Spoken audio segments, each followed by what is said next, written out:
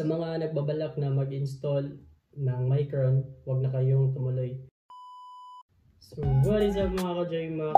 I'm Sir J, and for today's vlog ay ipapakita ko sa inyo ang update sa Micron.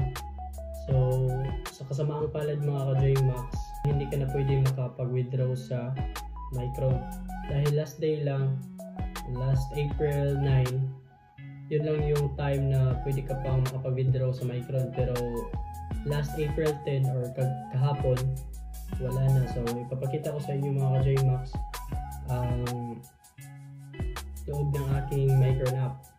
So dito kung nakikita nyo,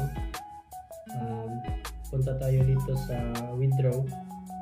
So makikita dito yung income sana natin na pwede natin i-withdraw.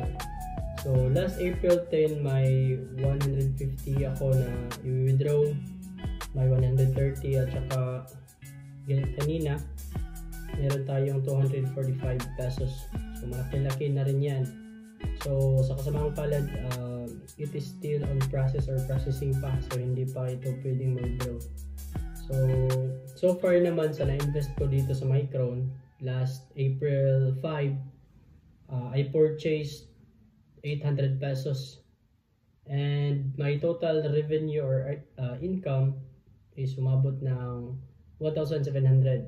So nakabawi na ako sa aking puhunan.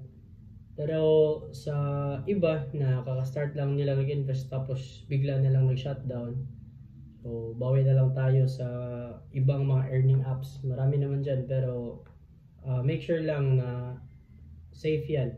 So isa sa i-recommend ko isa ang SAOA app or SAO app.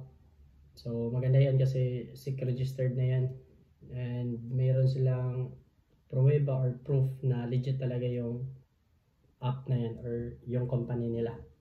So sa mga gustong mag-install nyan, ilalagay ko sa comment section ang link. So i-review din natin yung SAO app. Alright, so wag na kayong mag-install kasi hindi na safe ang Micron. Alright, thanks for watching, and kung na-scam ka rin, comment down below.